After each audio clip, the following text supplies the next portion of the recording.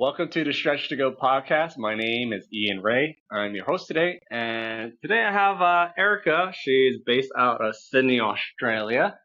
She's an online coach, fascia stretch therapist, level 3 certified, and also a future sports psychologist. Erica, welcome to the Stretch to Go podcast. Thank you for having me, and thank you for accommodating for the time zone difference. Yes, no problem. I just interviewed someone in New Zealand, so this is perfect. Oh, amazing. Yeah. All right, Erica, people want to know who you are, and how you got to this point of being a fascia stretch therapist. So kind of give us an overview, your upbringing, your backstory into, personal training, because you're also a strength and conditioning coach, correct? Yeah, and Okay. that's how I started actually. So I've been a strength coach for probably close to 9 years now. Fascia stretch therapist probably for close to 5 years because I did my original level 1 in 2019, right before the COVID shutdowns stopped me from doing level 2 for about 2 years. So that's actually how I started. And for a long time during my strength training career, I really wanted to get into some sort of body work. Because as I was teaching people how to move, getting them to be the strongest, best versions of themselves, I realized there was a limitation to my skill sets as a PT in terms of how to help them. I'd get people coming in, and if they had some sort of acute or frequently chronic issues, sometimes having a manual treatment at the time can be really beneficial in reducing those pain signals, but also restoring range of movement, in which case they're able to access certain positions to be able to get the most out of their strength training. And I thought about this pathway for a long time, kind of thought about pursuing massage, but then the person I was working for at the time, who was basically like a really big mentor, and I worked for him for probably about 6 years, he recommended against massage, mainly because in Australia, massage is still very common. There's also a lot of great therapists out there already, and he thought the market was already quite saturated with that sort of skill set. So he was like, if you're going to do something in the realm of body work, you should probably wait and see, and if you can, contribute in some other way.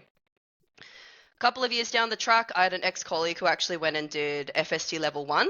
And then I researched a bit more into the technique, and it was really in alignment with sort of my therapist values. And this was also in line with the time that I started commencing my postgraduate studies to be able to become a psychologist. So in Australia, I'm not sure how it works in the American system, but in Australia, we have what's called a bachelor, and then to become a registered psychologist, you have to do another 2-3 years worth of study. And the final degree, which is like a master's degree, you have to actually qualify for it by going through a 4th year, like honors or graduate diploma degree. So it was a very long process. And when I started out on this pathway, I was like, I want to do something which is in alignment with the values of at first do no harm. So even if you can't directly help the person, you don't want them to walk away having harmed them even further.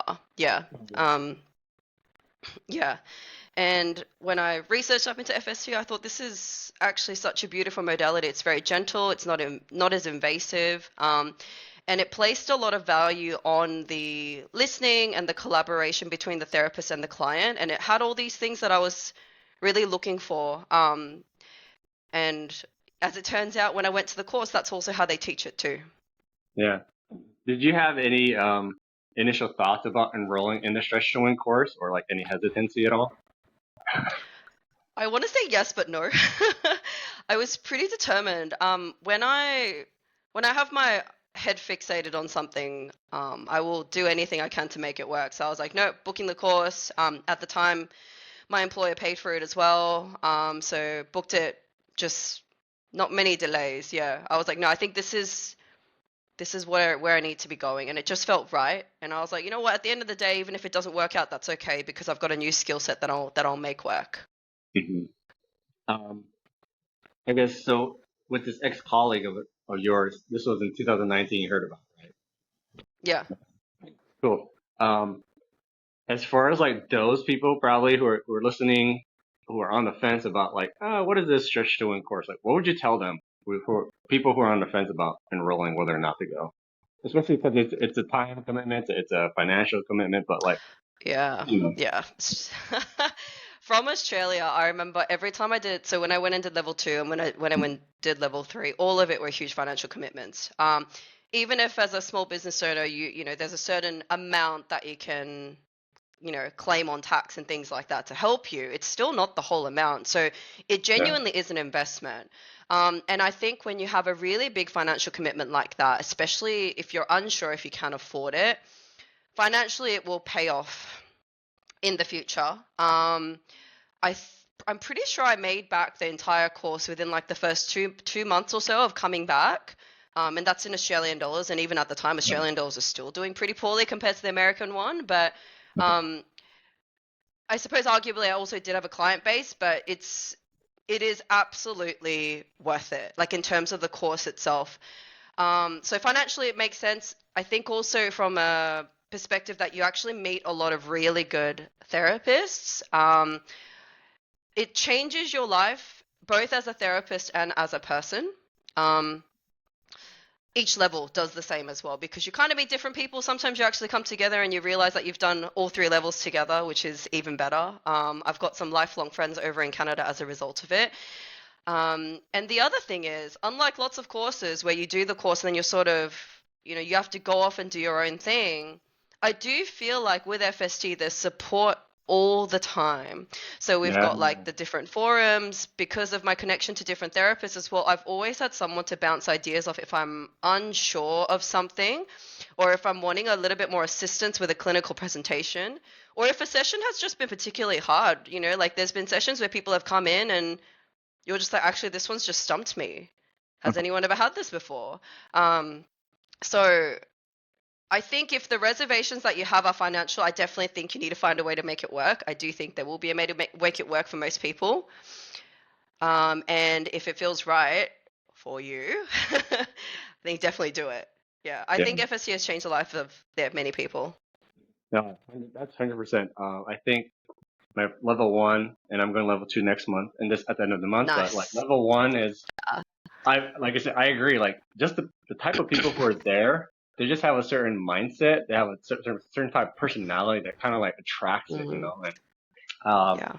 it's, I don't know. I think I've probably connected deeper level rather than like in college. Like when I went to university, like I don't talk to them, but no, I still talk to my Yeah. colleagues that went to it. So totally Yeah. true. It's absolutely, and I think there's something about the course where when you go into that space, it, I don't want to say forces you, but basically it kind of allows you to pull your walls up, the walls that we normally have, on a daily basis, that we probably need in other parts of society. But in these courses, it's not like that. And there's huge diversity in terms of like, like culture, ethnicity, like different countries as well. And yet we all come together with this common goal of actually we want to better the world and we want to become better therapists. And I think having that is really powerful, because even if 2 people are extremely different, having that common goal allows them to work together and also share stories and also be vulnerable. And change and healing only happens when people are vulnerable. I remember in level 3 was probably the course that really changed my life, because even prior to that, I was very much like hyper independent. I was like, no, I don't need help from anyone else. I'm gonna be helping everyone else, but I don't need that. And I basically built a life where I could sustain myself independently, even if that was to my detriment. And I'm sure there's a lot of therapists and a lot of perfectionists out there who could relate to this, because I know for one that probably some of the best therapists, that's actually one of the hurdles that they have, is they can't ask for help themselves. And then I went into level 3 and I found myself being amongst some of the best therapists I've ever worked with. And I was like, wow, even they cannot stretch themselves. They need me and I need them to work on each other and for us to be able to release things that we can't do ourselves. And I was like, at the end of the day, we're only human, and actually it's okay to need one another and it's okay to rely on one another as well. But for that to happen, you need to open up and you need to be vulnerable and you need to have a space in which to do that. And I think definitely fascial stretch therapy and the Stretch to It Institute provides that very well. Yeah. That's true. Because I know getting on the table and stretching different people each time. I mean, you just hear the story. Like you have to open up. Like it's just normal. It's just that it happenstance that you're bound to have some kind of a connection at the end of the week. Quickly want to find out who are your demographic and population that you're typically working with FSD. Yeah. Yeah. So I guess I've got two main ones. So first would be like the athletes. So I get people coming in who are like powerlifters, weightlifters, quite a few combat sport athletes actually, like Muay Thai and kickboxing and things like that. And then my other main demographic would be people who've had really chronic issues that have not resolved for multiple years at a time. And they usually come in reporting that they've tried everything. They've tried scans, they've tried physio, they've tried chiro, they've tried massage, and nothing has actually helped. So those would be the two main demographics that I work with. And then, aside from that, it would be like the usual desk workers who actually train. So what I would call like the I don't want to say amateur athlete, but like the hobby athletes who really love their sport and love their training and understand the value of it on their health, but primarily because of the work that they do, that takes a toll on their bodies. Yeah. Do you have some success stories or wins that you have about clients from the time that they come in till, maybe weeks and months of how you've seen them, how FST has helped them? Yeah. Let's see. So I've definitely had some people come in where they've had like a shoulder or a hip issue that they've just had pain in, or niggling, what they say, and like a constant monitoring, oh, it's going to be painful, it's not going to feel right, for probably over 10 years. I've had people come in and after one treatment that's resolved. And it's like a sense of relief that they haven't received ever with any other treatments or any other modalities. And right now I feel like there's a bit of a, like if you look on social media and what the sort of trend is, there's a lot of downplaying the role of manual therapy. And I'm going to also say this, all my treatments involve some sort of homework or some sort of strength training if the person is not already engaging in strength training with a coach. I firmly believe that resistance training and strength training and that sort of loading of the movement and loading of the ranges of movement that we free up in treatment is so important for long-term maintenance and being able to actually move away from pain long-term. However, I think there is really amazing value in getting someone in who's had pain for about 10 years. When pain has persisted for over, I believe it's like a couple of months, that becomes chronic. It actually results in adaptations in the spine and the brain. And that is not as scary as it sounds. It just means that the entire nervous system becomes very sensitized to producing pain signals to things that previously it might not have. And this is based on the research that they've done on like chronic pain patients. People with fibromyalgia or people with like phantom pain, that's what they found, is that in an effort to protect the person and protect the system, the brain and the spinal cord just becomes really sensitive.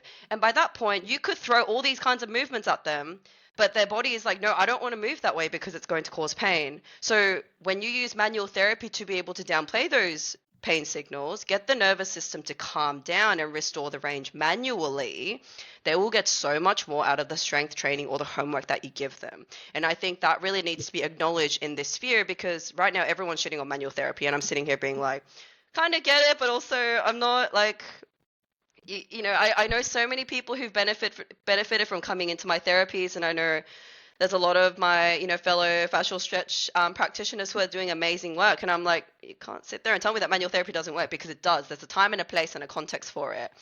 There is one success story that really comes to mind. I had a guy, he lives up in like the Blue Mountains in Sydney. It's these amazing sort of Great Divided Range that we have, and he came down for a treatment session. It takes about 2 hours to drive to where I was at the time. He couldn't lift his right arm, couldn't rotate his neck. About a couple of years ago, he had fallen off a big scaffold in Thailand. And he was like, ever since then, after all his surgeries, he was just immobile, couldn't move a lot of his limbs, always in pain. First treatment, I even have videos still, I remember. He was able to lift his arms to like full flexion, rotate his neck full flexion. He was just like, this was a range that he hadn't seen ever since the accident. So I look at things like that and I'm like, these aren't things that you can really capture in studies. You can't do let's say like a randomized control trial in very controlled settings, because sometimes the magic of the treatment happens because they come in, you listen to their story, listen to what happened to them, listen to how it impacted their life, because these are all things that they carry with them. These are also all things that impact the nervous system and movement and ranges of movement. So when we are commencing with the treatment, we are taking into account all those things and holding space for it. And then that's part of what I attribute to the success of FST as well. So, you know, this man, even it was unbelievable for me. And I was a level 1 back then. He was one of the first treatments I ever did as a level 1. Wow. Yeah. That's some powerful stuff right there for level 1, being able to do that. Yeah. I think that kind of shows like how great this modality is. Like, I mean, I can't imagine myself doing level 3 or 4, you know, like how much further I can help clients. But even just level 1, I mean, they say it's the, you master the technique, right? So, Yeah.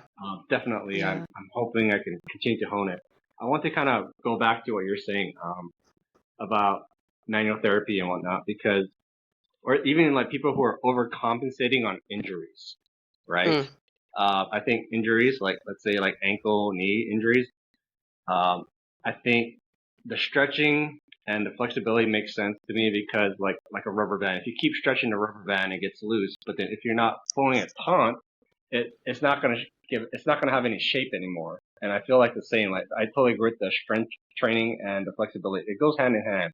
Like, Mm. and I always tell clients is like, I can stretch you all you want, but you're not gonna get Yeah. that long term effect. And so I think that's why this modality is great as a complement to everything else. This is not going to be a Yeah. fix-all everything. If anything, Yeah. this is a great modality to have on the side with those things. So kudos to you. Yeah. Yeah. I think it's really interesting because after I did level 1, I was so keen to do level 2 and level 3. I was like, yes, this is what's going to elevate me to the next level. And then I've also recognized that there's a lot with probably the best therapists I know in the FST course as well, but you keep coming back to level 1. There is a reason why it works and there's a reason why you do it first. And I think level 2 and level 3 equips you with a lot of problem solving. So if someone comes in and they're pretty keen to be done in like, let's say 3 sessions, Mm-hmm. realistically, I would say most people need between 4 to 6 to be able to achieve some sort of long-term change. But let's say they need 3, then I think level 3 stuff and level 2 stuff works really well because you go deeper into the joint, you assess, treat, reassess. And I think like I've definitely been using that a lot more recently, because sometimes I think it's also really important to try and see how much change you can achieve in like the first 2 sessions, rather than, you know, making it a little bit more restorative. But I think I'm sure you'll experience the same actually. Well, after you do level 2 and level 3, you'll have a couple of weeks where you do the really advanced stuff and then you kind of go, okay, well, I think go way back to level 1 and I think that's the stuff that sort of works for the really chronic stuff too. Yeah. When you are meeting with new clients, how do you explain fascia to someone who doesn't know about it? Do you have some kind of Yeah. analogy for them to understand?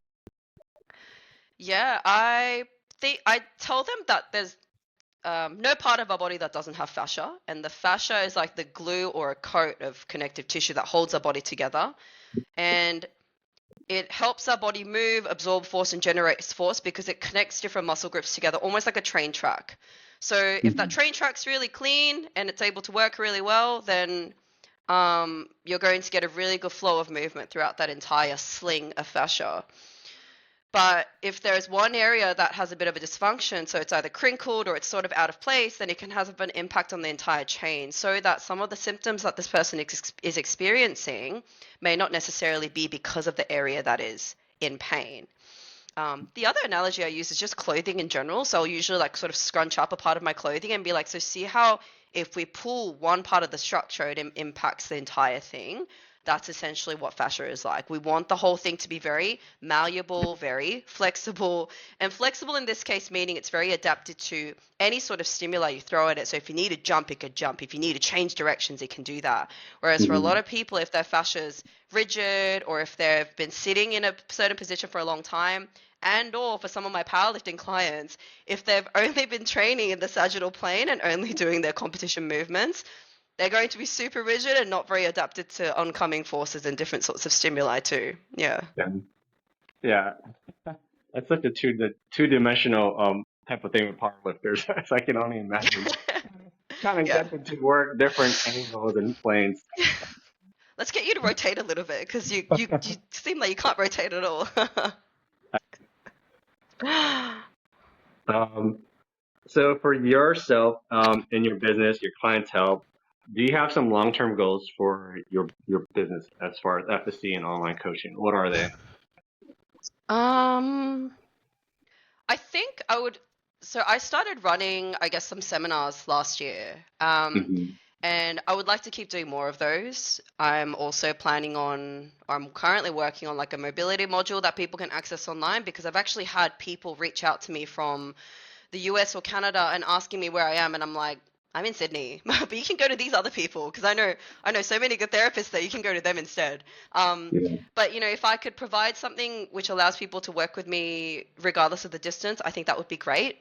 Mm. And in terms of the FST, I'd like to go and get certified in level 4. I'm waiting for my degree to finish next year, and actually finish my registration so that I've got a little bit more leeway in terms of time to be able to travel over there. Because again, it's going to be a huge commitment in terms of like the week and then the flights and then the course itself and the accommodation. And I'm telling you right now, the exchange rate's not good at the moment for Aus dollars. So you're definitely heading into that perspective. And then I really Mhm. want to continue combining, I guess, like the mental side of things and the physical side of things, because we're still at a stage where all body workers know, and I know that a lot of really skilled psychologists and a lot of people working in the mental health field understand this, that the brain and the body Mhm. are basically the same thing. You can't Mm. split the two together. But frequently in the medical model, when you go to hospital, or if people aren't too experienced, or if that's all they've been taught, those two things are treated as separate entities, and I don't think that really Yeah. works. Um, when a client walks into your treatment session, they're not just bringing their body in. You're not just treating a body. You're actually treating a person with a history and a body that is like a map to things that they can't even verbalize. The number of times I've started releasing people through like the neck, and they're like, "Oh, I remember this," and "Oh, by the way, like I came from war. Like my parents and I escaped from war, by the way, and this is exactly what it felt like when I was a kid because I felt like I was shouldering the responsibility." Mm. Um, and it's just cases like that. Like you can't dismiss what people bring in. That's actually the stuff that you want to be acknowledging and holding space for. And Mhm. through the FST and through the movements, that's also what we're wanting to help. But yeah, that's I guess where I see myself going, trying to combine the two a little bit more together, and hoping to continue working with other strength coaches and health professionals as well. Because normally we have like a referral system, so I'll get some strength coaches referring their clients to me. I've started taking on less coaching clients as well, so referring clients like that to them if they're needing strength training. I usually go, do you need a coach? Because you should go see them. Because after FSC, you need to do some strength training, and they're great. That's Yeah, awesome. I'm glad you have that community and that referral source because I think it's important as us as FSD to outsource because yeah, like I think what Chris and Ann said, like you help get from where the client is to where they want to go. And if you can't finish that journey, then you have to pass it on to someone. And I believe that. That's so true. yeah. Um, for yourself, with the years of doing FST, how do you see fascia stretch therapy with the stretch to win evolving in the future? I think it will always. I don't think it'll ever be as mainstream as anything else. Right now in Australia, we have a franchise called Stretch Lab. Um, Oh am I yeah, allowed we to have say it. that? I'm sure I'm. Yeah, okay, you guys have that as well. Okay, yeah. Mhm. And I know they're not fascia stretch therapy, but they use PNF, and I know they teach certain stretching techniques to the people who they train. But despite that, touch wood if I have wood, it hasn't really negatively impacted my business. If anything, I believe that there's space for both businesses to thrive, and it's just about people will come to FST for FST and what the therapist offers, and then those Mhm. other people who want different types of stretching or just want to feel good can go to the other places and other franchises, which I'm sure will still end up being a good experience. I just can't speak for it because I've never been to one. But I think it will always still continue. I think it will continue to get bigger, but bigger in a very subtle way. Um, so I think regardless of how popular it gets, I don't know if people will ever still, like, I don't think it'll ever become like massage, where you say, oh Mhm. yeah, fascial stretch therapy, and people go, oh yeah, I know what that is, if they haven't been to a session already. Yeah. Um, yeah, and I think that's kind of how it works for things that are a bit more real, because you can't just package it in a social media post and put it out. Try to package up what you do in a session. You envision your most successful client and or the first client who made the biggest impression on you as a therapist. Try to package that up in a Instagram reel and post it. You can't. Mhm. And that's why I don't think it will ever become like massage or like one of those franchise places, because there's something very individual about it in the way that therapists work with their client. But they're able to do this on such a big scale. Like you look at the number of people who are going to do these courses now compared to before. Yeah. Um, as far as like growing your business, whatnot, what marketing or strategies have you found most effective in like attracting new clients? I put out a couple of Instagram reels here and there. I used to do a lot of like taster sessions when I went to comps. So I've done one at like a Muay Thai women's only sort of competition, sparring day. I've been to a few powerlifting comps to be able to offer my sessions as well. And then treated like two of my weightlifting clients at one of their big comps too. Unfortunately, I don't really find those to be hugely effective in terms of generating clients immediately. But Okay. when people have seen you and they repetitively see you, whether it's through social media or through referrals or just through seeing this person over and over again, people get a bit curious. And then they go, okay, well, I've had this thing that I've had for a long time. Should I go and visit? So I think it's good for things like that for planting the idea and exposure. Um, the other thing would be it's for a lot of it for me is like Google reviews and also just word of mouth. A lot of my clients come from referrals, or like just referrals from previous clients. And I think that's probably the best thing really because clients trust what other people say. Yeah. Yeah. Do you actually go and ask them to give you a referral, or did you just do it on their own? Say, oh, this is awesome. Like, No, so no. reviews I'll normally send out a link to people, but when it Okay. comes to like referrals, I've had clients just be like, well, I have a friend who's suffering from a chronic issue, I'm just going to send her to you, and then they book in normally like a couple of weeks later. So I don't really ask them. I don't think I've ever actually asked for someone to be like, oh yeah, can you tell people about me? I've Uh-huh. handed out business cards to colleagues, like being like, could you put this at the gym that you're working at? Flyers, things like that. Again, I don't really find them effective, but whatever level of exposure, especially as a small business owner, I think is good. You want to try and reach out as many feelers as you can. So yeah, that's a hard question. So when I first started practicing FST, I was still working for someone else. Great Hmm. place, loved working there. And then I started getting people reaching out to me online for treatment sessions. And it was kind of, I had an idea like, oh, maybe it's time for me to branch out because I've been here for about 6 years now. I've learned a lot, but I feel like I could probably offer more if I could operate with my own rules and with my own time, things like that. So managed to kind of take the courage to take the leap into running my own thing, moved to another gym because I was offered a place there. And then it started off with I had a couple of clients from like the previous place who had reached out to me online, not the gym's clients, but my own clients. So they continued on with me while I was working at this new place.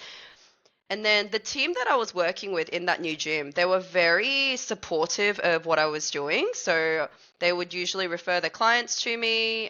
They themselves came in and got some FSTs done as well so that they could see the value in it as well. And then they continued to do so. Once they understand what the treatment is, people are much more likely to talk about it because like, well, I know who this could benefit. I've got a client with, who's had back pain for about 3 years. And then, they come in and lie on your table. And then social media was probably a big one. So I just talked a lot more about it, started showing client results. Like the before and afters used to do really well on social media at the time. So that used to get a lot of people in. Yeah, I think social media probably helped me reach a lot of people who otherwise wouldn't have known where I was. And I think that's the biggest thing for me. When you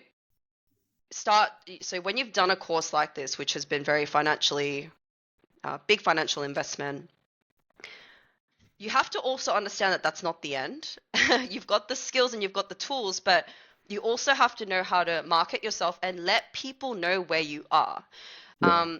Unlike massage, people don't know what FST is, especially in Sydney. Most of my clients, if not all, haven't heard about FST until they've come and seen me. So with them, it's always like, well, if they don't know who I am and don't know where I am, then they can't find me in the first place. And that's one of the reasons why I was visiting comps and different sorts of events so that I could um, basically show myself and to let people know that I'm here. And I think that's how my business grew because I started trying to show up to different places so often. I was talking a lot more about it. I was showing what I do. But I also, when I started showing up a bit more authentically in terms of what my therapist values were and how I work as a person, I think that's when I also started attracting more clients who I want to work with, who, are willing to invest in the process. Look, some people come in, they just need one session and that's it. And then, they can come back for every session a couple of times. Yeah. Realistically, most people, when they come in with a chronic issue, they have to be prepared for a couple of weeks to months of work, because sometimes you've been with it for years. Yeah. I'm not saying it's going to take that many years, but it's going to take more than, one or two. So I think just even being a bit more transparent with that and telling people that from the very beginning and not being afraid to be transparent with it, I think has also been really helpful in terms of growing my business. People want a plan, people want a goal. Previously, when I first started doing FST and level 1, I was really reluctant to discuss, even if I thought that was going to be the case, like, oh, it's going to take a little bit longer, because I was afraid that it would reflect badly upon me as a therapist. I thought that if I didn't achieve results in the first session, then there's something wrong with me. Yeah. I'm sure it sounds like you can relate to that too. Yeah. Yeah. Definitely. And then over time, I realized, no, these people are coming in with chronic issues, and or if they have a long-term goal to work on. Like, I've got a really wonderful client of mine who he came to me so that he could get his kicks higher. Great athlete, like super strong, super fast. But he was like, my hips are just not rotating the way that they should, and there's like these little areas that it just catches in a little bit. And then I think it was like a couple of weeks into working with me or months into working with me, I'm not quite sure of the timeline anymore, but he was like, oh yeah, I actually kicked my coach in the head. Got up that high and that strong. So I feel very proud of myself. I was like, that's great. But things like that, not only from the very beginning is it helpful if you set an expectation, but it's nice when clients come in with that expectation as well, because there's a bit of an alignment. Yeah. So yeah, just even being able to do that and set up your treatment sessions so that there's a bit of a plan for them, I think that's really important for growing your business as well. Cool. There's a lot of nuggets. Definitely. Yeah. Wow. Man, with my time, I definitely want to do a part 2 with you, because like I believe like with the with mental health, I wouldn't say, but I reached out to a mental health clinic here and offering my service, FSD, and I told them this could benefit your clients. I don't know, but she loved the idea, and I think that's something I want to kind of dive in. I want to do a part 2 with you, definitely, so I can kind of discuss like how that mental health, the mental aspect with the body, like you're saying, how it's just so correlated, and how FSD can help people Yeah. with this. I think that'll be awesome, interesting. Because this podcast, mostly it's for like people who are wanting to learn FSD, who, or to become a practitioner, or wanting to learn what FSD is. And I want Mm-hmm. to really highlight like how different areas of our health that FSD can incorporate, whether it's fitness, the mental health aspect, even the emotional. There's so much different benefits with FSD that you can, people can benefit from. So, Yeah. um, to close off, I'd love for you to share with the audience, because I want to promote, encourage listeners to follow you, and of course, learn more about what you're doing. So if you don't mind, share how people can follow you on website, your social media handle, email, or best way to contact you, book a session. So go ahead. Yeah. Yeah. Well, for the international listeners, most likely the things that you'll have access to would be like some of the online content and some of the seminars and things like that I'm putting out. But you can find me on my Instagram, which is Stretch with E. Stretch is actually my nickname here, so a lot of my colleagues call me that too, which is really fun. And then the other one would be my website, which is www.erica with a cysq.com. That has all the information in terms of what FST is and how it can benefit you. And then yeah, I'm pretty active on my social media when it comes to messages. So if you have any inquiries or would like to book you for a session, if you're in Australia, please feel free to reach out. Cool. And for those of you who want to learn how to become a practitioner like Erica and myself, you can go to stretch2one.com. Don't forget to mention Ian Ray that I sent you there. So you can either find a practitioner near you, or you can become a practitioner yourself. So you can add this to your tool set, to your practice. Kirsten and Frederick have done such an amazing job. just with the research and with this modality of teaching, I think it's such a beautiful thing. So please go and visit. Don't forget to subscribe and follow the Stretch to Go podcast. We release new episodes every Friday at 7 a.m. Eastern Standard Time. Erica, it's been a pleasure just learning more about what you're doing there in Australia. Thank you so much for hopping on. Thank you so much for having me. It was a pleasure. Appreciate it. Okay. Yeah.